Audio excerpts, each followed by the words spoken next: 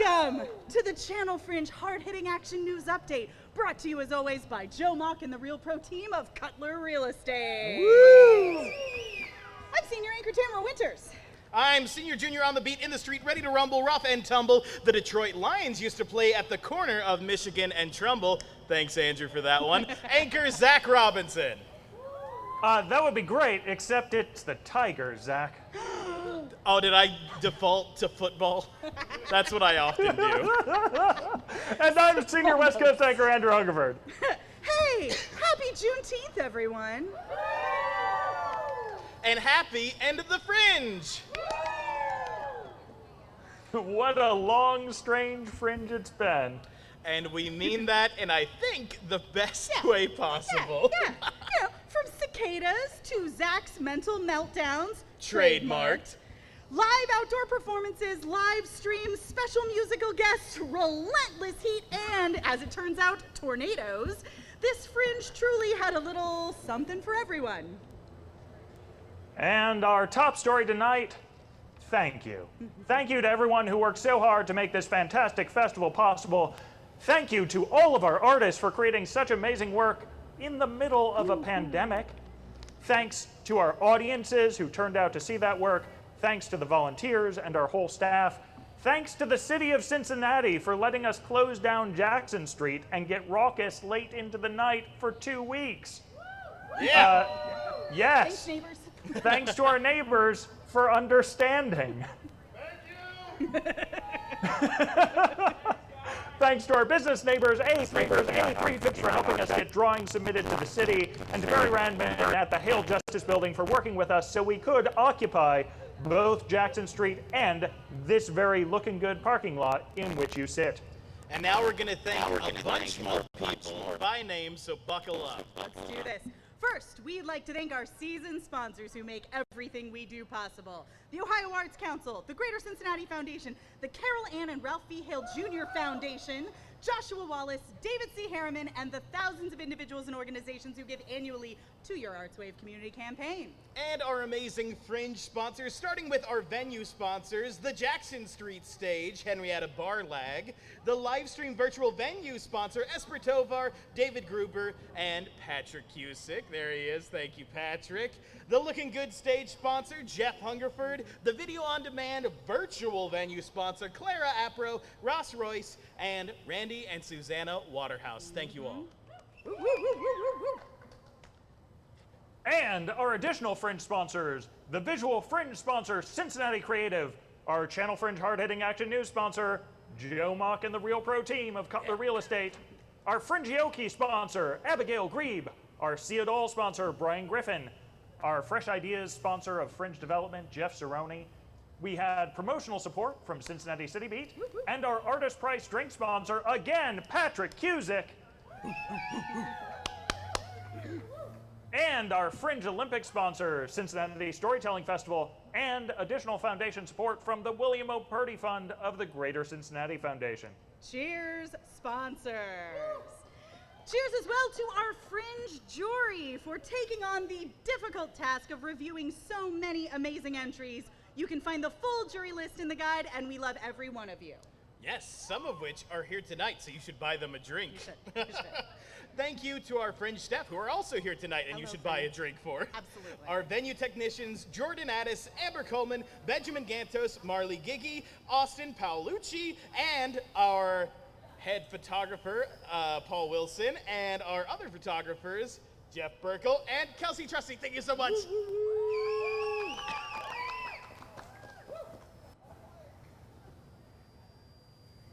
I think that one's you, Andrew. No, this one's you, Taylor. What? Yeah. Oh, I'm the worst person ever. Okay, let's thank our box officers who kept the show going every day. Robert Mackey, Chasley Schweitzer, Kiesia Middlebrooks, Alyssa Francis, and of course our bartenders, tip them well. Cole Sweezy, Evan Rouse, Joshua Carendang, Aiden Sims, Rachel Cobb, Burgess Bird, and Kate Stark. Woo! I can read. Yeah. And of course, the hardworking No Theater team who made all of this possible. When faced with a pandemic, this team kept making art all year long. Thanks to them, we were able to keep fulfilling our mission to keep employing other local artists and keep getting new work to audiences throughout the pandemic. It's all had so many challenges and required a lot of rethinking of how things have always been done, learning new skills, adapting old ones. There have been very cold days and very hot days, very long days and very long nights. And I personally cannot adequately express how grateful I am and how much I admire their resourcefulness, their inventiveness, and their artistry. So their job titles represent a small selection of the many hats they wear, but here we go. Our resident sound and video designer and Fringe production manager emeritus, Doug Borntrager. Our marketing and communications manager and Fringe bar manager, Liz Carmen. Woo! Our design and production associate, visual Fringe coordinator, and Fringe graphic designer, Kayla Williams. And our resident stage manager and Fringe production manager, Megan Winter. Our technical director of both Main Stage and Fringe, Henry Bateman. Our artist and community relations manager, Fringe point person, and adult baby boy, Zach Robinson. And our, standing next to me, I presume, I don't know, I can't see, Yeah, I'm here. our associate artistic director and Fringe box office and volunteer manager, Tamara Winters. There are so many people that make this festival possible, so if we have somehow forgotten to mention you by name, please know, and I'll wait, please know that we appreciate everything you've done to make this Fringe possible. We're just really tired. Yep, we have 3 full days of strike ahead of us, and then after that, I am going to put myself in an ice bath cocoon, and I won't emerge for 7 years. We'll wake you up when we need you. Yeah. But we're not going to sleep too long because it's just about time for a new season. Woo! That's right. It's No Theater Season 24, Myth Breakers and Story Makers. The pandemic forced us to consider how we make theater in all respects, from rehearsal schedules to pay to whose voices are heard. So our season title isn't just about the plays we're doing this season, but how we're doing them. Let's break down the way that theater is supposed to be and tell a new theater story of our own. We're kicking it off with an amuse-bouche to our main stage season, a little comedy that started on the Serial stage and has grown up into an outdoor touring production. Oh, Zach, why don't you tell us about All's Fair? Okay, All's Fair by Alex Rouse and Zach Robinson. Hey, I know those people. And music and lyrics by No's resident composer, James Allen. Hey, I know them too. Wow!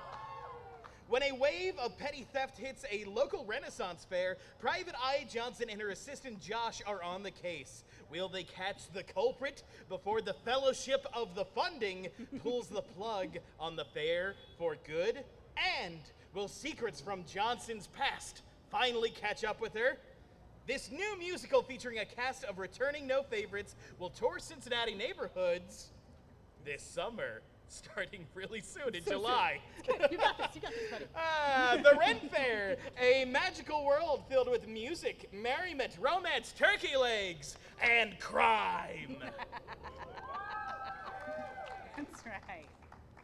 And then we'll be continuing our outdoor summer series with a new play that's been in development for the last year, MONGREL, written and performed by Adam Tran, who you'll know from Whisper House and The Girl in the Red Corner.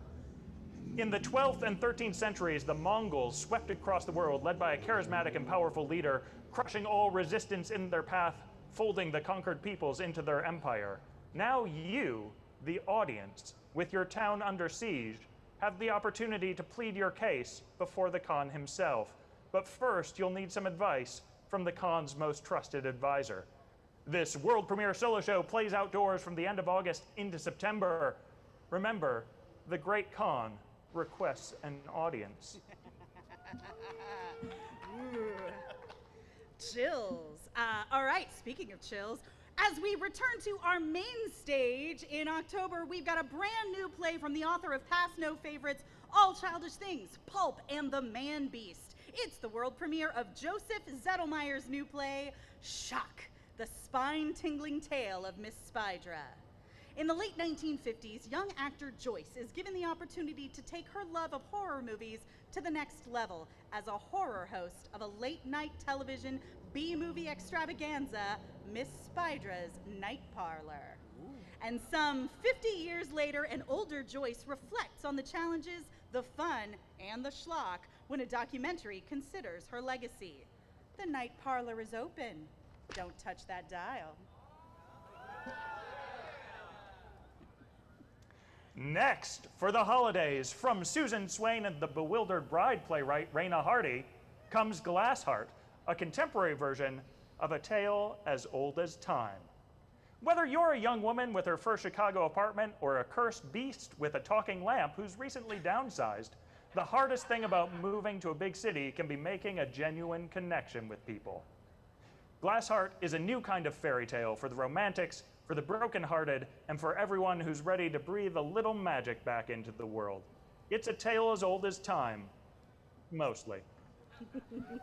And then we'll have another exciting show coming at you in January as soon as we finalize the rights. Woo! And then, of course, in the winter, we'll have our 12th installment of Serials, our Monday night episodic theater party. Woo! Starring possibly you. You should apply, you should write, we're just saying. But up next in March is another new play, Harpers Ferry 2019 by Kayla Mashing Garvin. In sleepy West Virginia, a love triangle of National Park Rangers trained to present living history docent material about John Brown's ill-fated raid on Harpers Ferry 160 years after the event, while a reality TV documentary crew looks on. When race and politics enter the equation, will history repeat itself? A new play where America and Americana collide. And we close out our season with another world premiere by local actor and playwright A.J. Baldwin.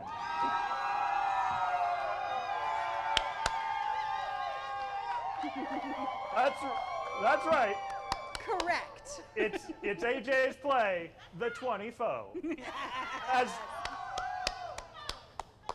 As rents go up and people move away, Tyra is trying to finish her MBA so she can leave the neighborhood once and for all. Meanwhile, the local corner store has been bought by family-owned chain The 24, open 24 hours a day, 7 days a week for the last 24 years. While working the third shift, Tyra and her coworkers are forced to confront the question, what is our responsibility to ourselves and what is our responsibility to our community? A scene from The 24 was showcased this year in the streaming production To Be Black, a collaboration between Cincinnati Black Theater Artists Collective and Falcon Theater. And we are so proud to close the No's 24th season with AJ's The 20 Foe, a workplace comedy about doing the work. That is the correct response. Yes. And even though we will be back in person, we won't be forgetting all the things we learned during the pandemic. We will be continuing our Radio No Audio Plays to Go program to get plays directly in your ears. And we plan to offer every main stage show in a video on demand or live stream format so that audiences at a distance or who aren't able to gather in person are still able to see our shows. And, of course, we are still committed to both maintaining ticket price accessibility and paying artists a living wage for their work. Cheers to that. Because let's be real, y'all, a theater's budget is a moral document, and we believe that budget transparency is important. So we'll have a public version of our season 24 budget on our website for anyone to see as soon as we come up for air after the Fringe. Yeah, just give us a couple days. That's fine. But before then, we want to thank all of the audiences, all of you out there watching at home, every one of you who have stuck with us through a freaking pandemic. It means so much to us that you are continuing to engage with the work that we are creating. Thank you. And thank you so much for showing up in a big way to this year's Fringe.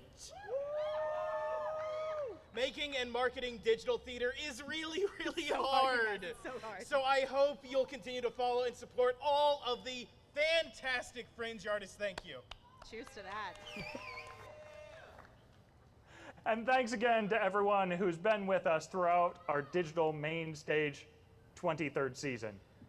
We're so excited to bring you a new season of work, both in person and digitally. It's a season that has 5 world premieres, 3 of them by local artists. And it's a season that we hope helps redefine what theater can be.